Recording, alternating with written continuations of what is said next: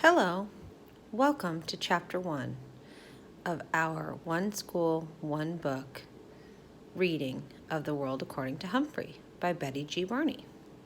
I'm so glad that you're joining us.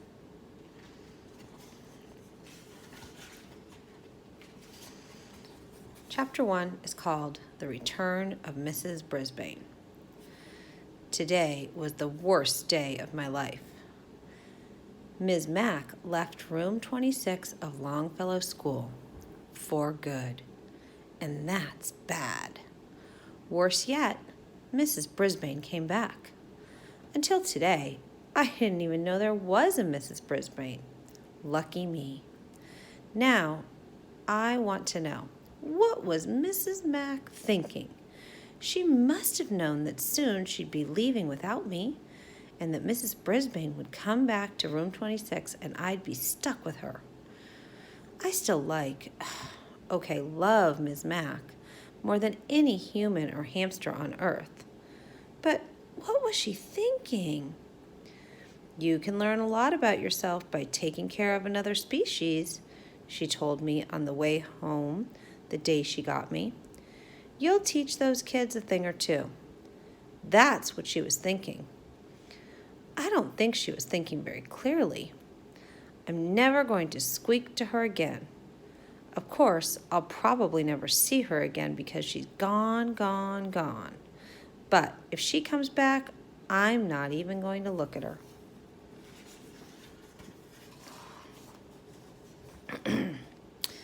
I know that last sentence doesn't make sense. It's hard to make sense when your heart is broken.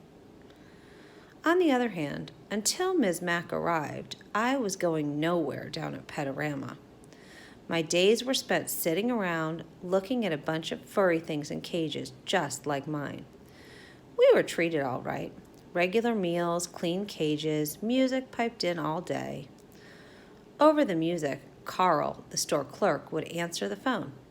Open 9 to 9, 7 days a week, corner of 5th and Adler. Next to the Dairy Maid.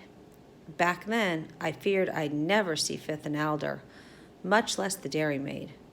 Sometimes I'd see human eyes and noses, not always as clean as they should be, poking up against the glass. Nothing ever came of it. The children were excited to see me, but the parents usually had other ideas. Oh, come see the fishes, Cornelia. So colorful and so much easier to take care of than a hamster, Mama might say. Or, no, Norbert. They have the cutest little puppies over here. After all, a dog is a boy's best friend. So, there we were. Hamsters, gerbils, mice, and guinea pigs. Not nearly as popular as fish, cats, or dogs. I suspected that I'd be spinning my wheel at Pet-O-Rama forever. But once Ms. Mack carried me out of the door a short 6 weeks ago, my life changed fast. I saw 5th. I saw Alder. I saw the Dairy Maid with the statue of a cow in an apron outside. I was dozing when she first came to Pet-O-Rama, as I do during the day, because hamsters are more active at night. Hello, a warm voice awakened me. When I opened my eyes, I saw a mass of bouncy black curls, a big, happy smile, huge dark eyes. She smelled of apples. It was love at first sight. Aren't you the bright-eyed one? She asked. And might I return the compliment? I replied. Of course, it came out squeak, squeak, squeak as usual.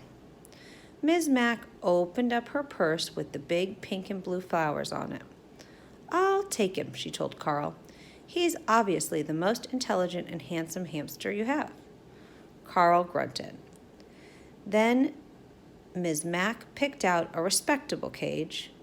Okay, not the 3-story pagoda I'd had my eye on, but a nice cage. And soon, amid squeals of encouragement from my friends in the small pet department, from the teeniest white mouse to the lumbering chinchilla, I left Pet-O-Rama with high hopes. We sped down the street in Ms. Mack's bright yellow car. She called it a bug, but I could see it was really a car. She carried my cage up the stairs to her apartment. We ate apples. We watched TV. She let me run around outside my cage. She gave me my very own name, Humphrey. And she told me all about room 26, where we'd be going the next morning. And since you are an intelligent hamster who is going to school, I have a present for you, Humphrey, she said. Then she gave me a tiny little notebook and a tiny little pencil. I got these for you at the doll shop, she explained. She tucked them behind my mirror where no one could see them except me. Of course, it might be a while before you learn to read and write, she continued, but you're smart, and I know you'll catch on fast. Little did she know I could already make out some words from my long, boring days at Pet-O-Rama. Words like chew toys, kibble, pooper scoopers. Remember, a hamster is grown up at about 5 weeks old. So if I could learn all the skills I need for life in 5 weeks, how long could it possibly take to learn to read? I'll tell you, a week. Yep, in a week, I could read and even write a little with the tiny pencil. In addition to schoolwork, I learned quite a bit about the other students in room 26, like lower your voice, AJ, and speak up, Saya, and wait for the bell, Garth, and golden Miranda. Even after I found out her name is really Miranda Golden, I thought of her as Golden Miranda because of her long blonde hair. After all, I am a golden hamster. Yes, life in room 26 suited me well during the day. My cage had all the comforts a hamster could ask for. I had bars on the window to protect me from my enemies. I had a little sleeping house in one corner where no one could see me or bother me. There was my wheel to spin on, and of course, a lovely pile of nesting material. My mirror came in handy to check my grooming and to hide my notebook. In one corner, I kept my food. The opposite corner was my bathroom area, because hamsters like to keep their poo away from their bed. Because hamsters like to keep their poo away from their food. Who doesn't? All my needs were taken care of in one convenient cage. At night, I went home from school with Ms. Mack, and we watched TV or listened to music. Sometimes Ms. Mack played her bongo drums. She made a tunnel on the floor so I could race and wiggle to my hamster heart's content. Oh, the memories of those 6 weeks with Morgan McNamara. That's her real name, but she told her students to call her Ms. Mack. That's how nice she is, or was. On the weekends, Ms. Mack and I had all kinds of adventures. She put me in her shirt pocket, right over her heart, and took me with her to the laundry room. She had friends over, and they laughed and made a fuss over me. She even took me for a bike ride once. I can still feel the wind in my fur. I didn't have an inkling until this morning of the unsqueakable thing she was about to do to me. On the way to work, she said, "Humphrey, I hate to tell you, but this is my last day in room 26, and I'm going to miss you more than you'll ever know." What was she saying? I hung onto my wheel for dear life. You see, it's really Mrs. Brisbane's class. But just before school started, her husband was in an accident, so I took over the class. Today, she's coming back for good. Good? I could see nothing good in what Miss Mack was saying. Besides, I want to see the world, Humphrey, she told me. Fine with me. I've thoroughly enjoyed all the world I've seen so far and would go to the ends of the earth with Mrs. Mack. But she wasn't finished yet. But I can't take you with me. All hopes dashed completely. Besides, the kids need you to teach them responsibility. Mrs. Brisbane needs you too. Unfortunately, she didn't tell Mrs. Brisbane that. Mrs. Brisbane was already in room 26 when we arrived. She smiled at Ms. Mack and shook her hand. Then she frowned at me and said, "Is that some kind of rodent?" Ms. Mack gave her the speech about how much kids can learn from taking care of another species.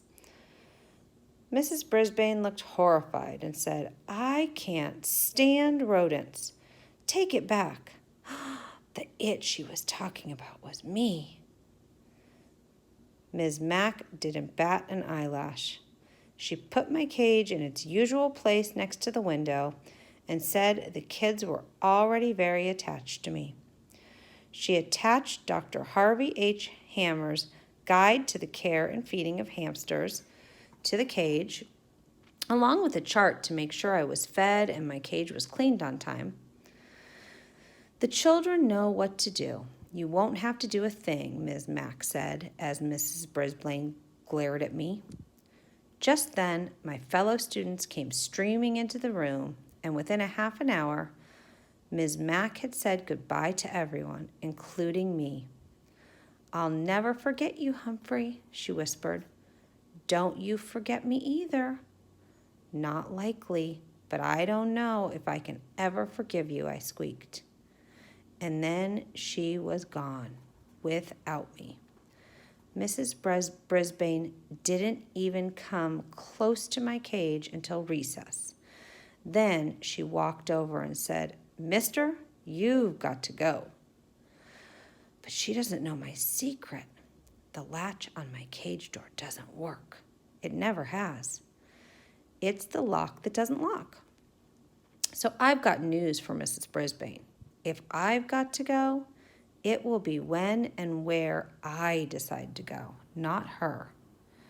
Meanwhile, I'm not turning my back on this woman, not for a second. If I ever disappear and someone finds this notebook, just check out Mrs. Brisbane, please. Tip 1. Choose your new hamster's home very carefully and make sure it is secure. Hamsters are skilled escape artists, and once out of their cages, they are very difficult to find. Guide to the Care and Feeding of Hamsters, Dr. Harvey H. Hammer. Well, and that's it for Chapter 1. Thank you for checking in with us tonight. Now, I want you to think about a few things. What type of a hamster is Humphrey? Do you remember?